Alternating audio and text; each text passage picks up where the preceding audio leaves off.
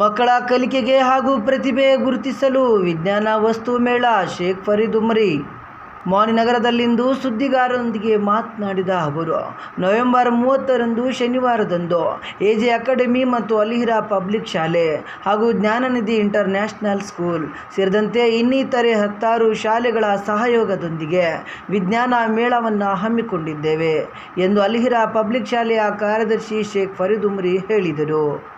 ವಿಜ್ಞಾನ ವಸ್ತು ಮೇಳದಲ್ಲಿ 4ರಿಂದ 10ನೇ ತರಗತಿಯವರೆಗೆ ಮಕ್ಕಳ ಸೃಜನಶೀಲತೆಗಾಗಿ, ಮಕ್ಕಳಿಗೆ ಹೊಸದನ್ನು ಕಂಡುಹಿಡಿಯುವುದಕ್ಕಾಗಿ ಭೌತಿಕ ವಿಜ್ಞಾನ, ಜೀವಶಾಸ್ತ್ರ ಮತ್ತು ಪರಿಸರ ವಿಜ್ಞಾನಗಳಂತಹ ವಿಷಯಗಳಲ್ಲಿ ವಿದ್ಯಾರ್ಥಿಗಳು ಸಂಶೋಧನೆ ನಡೆಸುವ ಕಾರ್ಯಕ್ರಮ ಇದಾಗಿದೆ.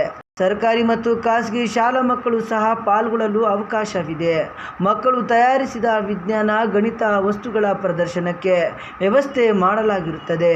ಮಕ್ಕಳ ಪ್ರತಿಭೆ ಕಲಿಕೆಗೆ ಉತ್ತಮ ಮತ್ತು ಅತ್ಯುತ್ತಮ ಪ್ರಶಸ್ತಿ ಹಾಗೂ ವಿಜ್ಞಾನ ಮೇಳದಲ್ಲಿ ಪಾಲ್ಗೊಳ್ಳುವ ತಂಡಗಳಿಗೆ ಗೌರವಾನ್ವಿತ ಪ್ರಶಸ್ತಿ ಕೂಡ ನೀಡಲಾಗುವುದು ಎಂದರು.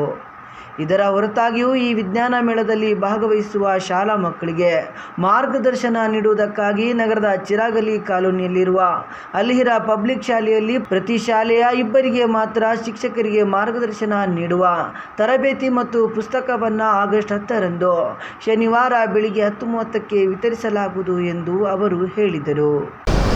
ಎಜೆ ಅಕಾಡೆಮಿ ರಾಯಚೂರು ಮತ್ತು ಅಲಿಹಿರಾ ಶಾಲೆ ಹಾಗೂ ಜ್ಞಾನನಿಧಿ ಶಾಲೆ ಈ 3 ಸಹಯೋಗದೊಂದಿಗೆ ಒಂದು ಕಾರ್ಯಕ್ರಮವನ್ನು ನಾವು ಮಾಡ್ತಾಯಿದ್ದೀವಿ. ಅದೇನೆಂದರೆ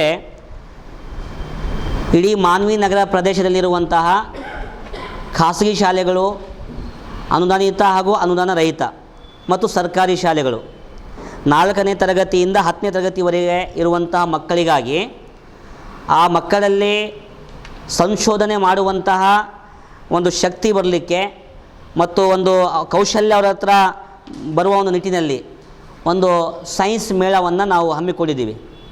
ಅದರ ಅಂಗವಾಗಿ ನಾಳೆ ದಿನಾಂಕ ಶನಿವಾರದಂದು ಆ ಎಲ್ಲ ಶಾಲೆಗಳ ಗಣಿತ ಮತ್ತು ವಿಜ್ಞಾನ ಶಿಕ್ಷಕರಿಗಾಗಿ ಒಂದು ಕಾರ್ಯಕ್ರಮದ ಮೂಲಕ ನಾವು ಮಾಡ್ಕೊಳ್ತಾ ಇದ್ದೀವಿ. ಅದಕ್ಕಾಗಿ ಈ ಒಂದು AJ Academy for Research and Development ಹಾಗೂ ಅಲಿಹಿರಾ ಶಾಲೆ ಮತ್ತು ಜ್ಞಾನನಿಧಿ ಶಾಲೆ ಇಂಟರ್ನ್ಯಾಷನಲ್ ಸ್ಕೂಲ್ ಮಾನ್ವಿ ಇವರ ಸಹಯೋಗದೊಂದಿಗೆ 2024 ನವೆಂಬರ್ 30ರಂದು ಪ್ರಥಮ Manvi inter school science fair ನಾವು ಹಮ್ಮಿಕೊಳ್ತಾ ಇದ್ದೀವಿ. ಈ ಒಂದು ಸೈನ್ಸ್ ಫೇರ್ ಏನಂದರೆ ಇದೊಂದು ಸುಧಾರಿತ ಮತ್ತು ಸಂಶೋಧನೆ ಆಧಾರಿತ ಒಂದು ಮೇಳ ಆಗಿರುತ್ತದೆ.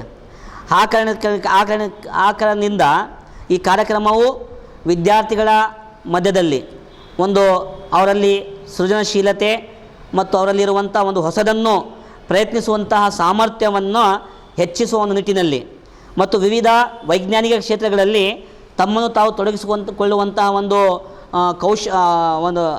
ತೊಡಗಿಸಿಕೊಳ್ಳುವಂತಹ ಒಂದು ಪ್ರಯತ್ನ ಅವರಲ್ಲಿ ಆಗಲಿ, ಸಾಮರ್ಥ್ಯ ಬರಲಿ ಅನ್ನುವಂಥ ನಿಟ್ಟಿನಲ್ಲಿ ಈ ಒಂದು ಸೈನ್ಸ್ ಫೇರನ್ನು ನಾವು ಮಾಡ್ತಾಯಿದ್ದೀವಿ.